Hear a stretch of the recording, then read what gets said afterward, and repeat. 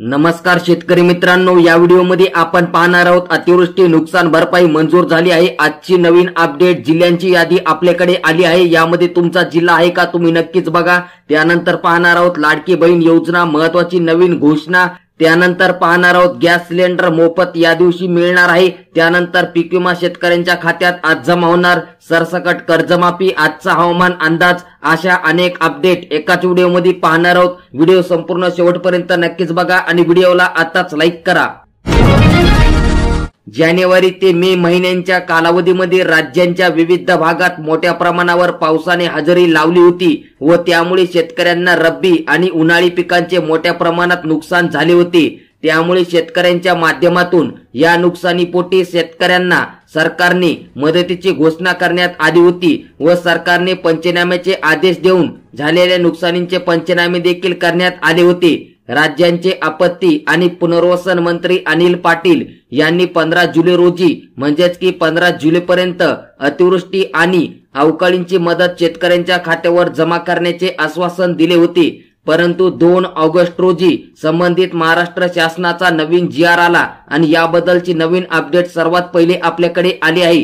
राज्यात जानेवारी 2022 ते मे 2024 या कालावधीमध्ये बऱ्याच भागात बऱ्याच जिल्ह्यांमध्ये अवकाळी पाऊस आणि अतिवृष्टीने थैमान घातले होते व शेती पिकांचे मोठ्या प्रमाणात नुकसान झाले। त्यामुळे विभागीय आयुक्तांच्या माध्यमातून निधी मागणीचा प्रस्ताव पाठवण्यात आला होता। त्या अनुषंगाने आता राज्य सरकारने यामध्ये नुकसान झालेल्या शेतकऱ्यांना मदतीकरिता निधी वाटपाला मंजुरी दिली असून यासाठी 596 कोटी 21,55,000 रुपयांचा निधी वितरण करण्यासाठी मंजुरी दिली आहे। आता ही मदत शेतकऱ्यांना कशी मिळणार यामध्ये मोठा बदल करण्यात आला। नुकसान भरपाई मिळवण्यासाठी अगोदर 2 हेक्टरची मर्यादा होती, त्यामध्ये आता वाढ करण्यात आली आहे आणि आता 3 हेक्टर पर्यंत शेतकऱ्यांना मदत मिळणार असे GR मध्ये दिले आहे। त्यामुळे शेतकऱ्यांना 3 हेक्टर मर्यादेपर्यंत निधी मिळणार असून यामध्ये जिरायती पिकासाठी प्रति हेक्टरी 13,600 रुपये, बागायत पिकासाठी 27,000 रुपये तर बहुवार्षिक पिकांसाठी 36,000 रुपये प्रति हेक्टरी 3 हेक्टर पर्यंत मर्यादित शेतकऱ्यांच्या खात्यात अनुदान जमा होणार। यामध्ये कोणकोणते जिल्हे असतील, जिल्ह्यांची यादी सर्वात पहिले आपण पाहणार। आता ही मदत कोणत्या जिल्ह्यातील शेतकऱ्यांना मिळणार यामध्ये नाशिक विभागातील अहमदनगर, नाशिक, धुळे, जळगाव, नंदुरबार तसेच पुणे विभागातील पुणे, सोलापूर, अमरावती विभागातील अमरावती, अकोला तसेच यवतमाळ, बुलढाणा, वाशिम आणि नागपूर विभागातील गोंदिया, चंद्रपूर, भंडारा, वर्धा, गडचिरोली आणि नागपूर या जिल्ह्यांचा यामध्ये समावेश करण्यात आलेला आहे। राज्य शासनाने लाडकी बहीण योजनेच्या अर्जांमध्ये कागदपत्रांच्या कमतरतेमुळे अनेक महिलांचे अर्ज रिजेक्ट अपात्र केले आहेत। अनेक महिलांनी आधार कार्ड, राशन कार्ड, बँक खाते क्रमांक, रहिवासींचा पुरावा, हमीपत्र, परराज्यातील रहिवासी पुरावा किंवा लग्नानंतर निवासांचा पुरावा, राशन कार्ड, उत्पादनाचा दाखला यासारखी आवश्यक कागदपत्रे अपूर्ण किंवा अस्पष्ट भरली आहेत। या कारणामुळे त्यांचे अर्ज रद्द करण्यात आले। त्या महिलांना अपात्र ठरवण्यात आला आहे आणि आता त्या महिलांना अर्जामध्ये दुरुस्ती करण्याची एकच संधी देण्यात आली।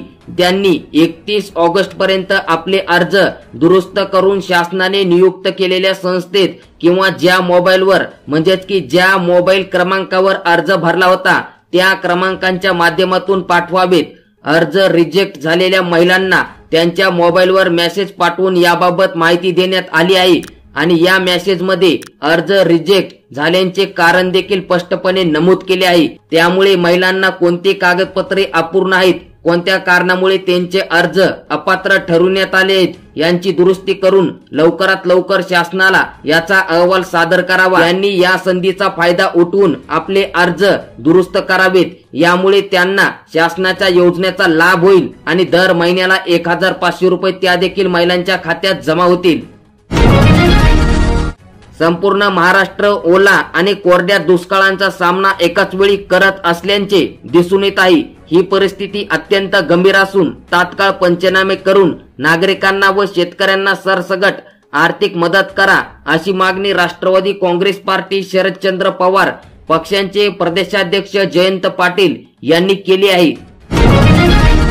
अपात्र ठरलेल्या शेतकऱ्यांना मिळणार पीक विम्याचा लाभ घेता येणार। 1,98,000 शेतकऱ्यांना मिळणार पीक विम्याचा लाभ। आता शेतकऱ्यांना 43,65,00,000 रुपयांचा पीक विमा मिळणार आहे। कृषी अधिकारी विमा कंपनीच्या माध्यमातून म्हणजेच की कृषी अधिकारी आणि विमा कंपन्यांच्या बैठकीनंतर हा महत्त्वाचा निर्णय घेण्यात आला। विमा कंपन्यांनी 1,98,000 शेतकऱ्यांना अपात्र ठरवलं होतं। आमदार संदीप धुर्वेच्या पाठपुराव्याला मोठं यश आलं आहे। यवतमाळमध्ये पीक विमा कंपनीने अपात्र ठरवलेल्या जिल्ह्यातील 1,98,552 शेतकऱ्यांना आता पीक विम्याचा लाभ मिळणार। यवतमाळ जिल्ह्यातील शेतकऱ्यांच्या खात्यात तात्काळ पीक विमा जमा होणार आहे। यवतमाळ जिल्ह्यातील शेतकऱ्यांसाठी मोठी अपडेट। आज राज्यातील काही जिल्ह्यांमध्ये मुसळधार पावसाचा इशारा हवामान विभागाने दिला। आज आणि पुढील 4 दिवसाचा हवामान अंदाज अत्यंत महत्त्वाचा। यामध्ये मुंबई, पुणे, रायगड, रत्नागिरी, ठाणे आणि पालघर जिल्ह्याला पावसाचा रेड अलर्ट आज जारी करण्यात आला। नागरिकांनी आवश्यक ती खबरदारी घ्यावी, तसेच फार गरज असेल तरच घराबाहेर पडावे असे आवाहन देखील करण्यात आले। विदर्भातील अकोला, अमरावती, बुलढाणा, नागपूर, चंद्रपूर, वाशिम, गडचिरोली आणि भंडारा जिल्ह्यातही जोरदार पाऊस पडेल अंदाज वर्तवण्यात आला आहे। तर उत्तर महाराष्ट्रातील नाशिक, नंदुरबार, धुळे, जळगाव या 4 जिल्ह्यांना आज पावसाचा येलो अलर्ट देण्यात आला।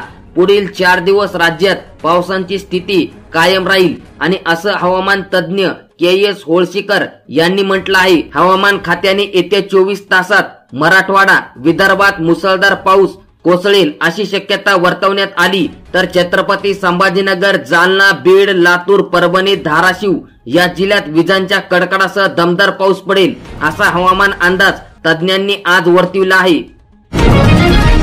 हरियाणा सरकारने काल 4 ऑगस्ट रोजी शेतकऱ्यांना कर्जमाफी देण्याबाबत अधिकृतरित्या घोषणा केली असून हरियाणातील सर्व शेतकऱ्यांना 133,55,00,000 रुपयांचे कर्ज माफ करण्यात आले आहेत।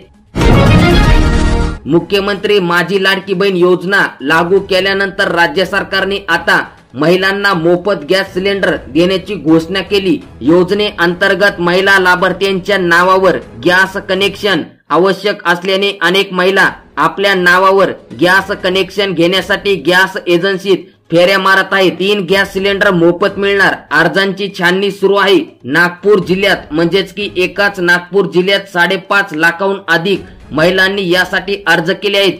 3 सिलेंडर मोफत मिळत असल्याने गॅस एजन्सीकडे वर्दळ वाढली आहे, गर्दी वाढली आहे। महापालिका आणि जिल्हा प्रशासनाने अर्जाची चौकशी केली असून 16,42,000 अर्ज आले असून अर्जाची छाननी सुरू करण्यात आली आणि लवकरच महिलांना 15 ऑगस्ट पर्यंत गॅस सिलेंडर मोफत मिळणार आहेत। राज्यातील सर्व शेतकरी कर्जमाफीची वाट पाहत आहेत।